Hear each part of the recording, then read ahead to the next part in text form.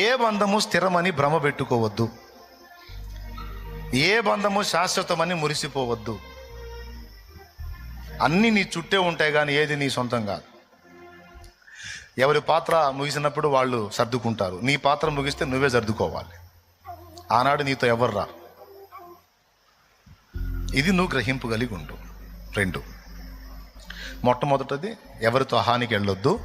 2వది, అది నీ కన్న బిడ్డలతోనైనా, కట్టుకున్న వారితోనైనా, నిన్ను కన్న వారితోనైనా, ఎవరితోనైనా మితముగా ఉండు కానీ అమితంగా అనుబంధానికి అతుక్కుపోవద్దు, దెబ్బతింటావు. పిల్లలు అంటావు, వాళ్ళు నిన్ను తృణీకరిస్తే సస్తావు. ఆస్తులు ఇల్లు అంటావు, అయిపోయిన నాడు సస్తావు.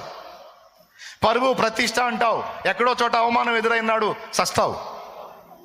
నాకు ఇలా అయింది, ఇలా అనుకోలేదు, ఇలా అయింది, పిల్లలు నన్ను ఎట్ట చేశారు, లేకపోతే అలా ఆస్తి పోయింది, లేకపోతే ఇలా అవమానం ఎదురైంది, ఇంకెందుకు బతకాలి నేనని ఇప్పటికి అలాంటి తలంపులతో కొంతమంది ట్రై చేసి కూడా వచ్చాడు కూర్చున్నారు. అనవసరంగా దేవుడు బలికిచ్చాడు ఏ మాటలో. కాబట్టి ఇంక వదిలేసి, నీ పిల్లలు నిన్ను చూడట్లేదు అనుకుంటాను అని ఎవరైనా అన్నారనుకో, ముందే తెలుసుగా నాకు అను. వాళ్ళు చూడట్లేదని నేనేం ఫీల్ అవ్వను, ఎందుకంటే చూడరని నాకు తెలుసు. నేను ఫస్ట్ నుంచి అలా ఫిక్స్ అయ్యి వచ్చాను.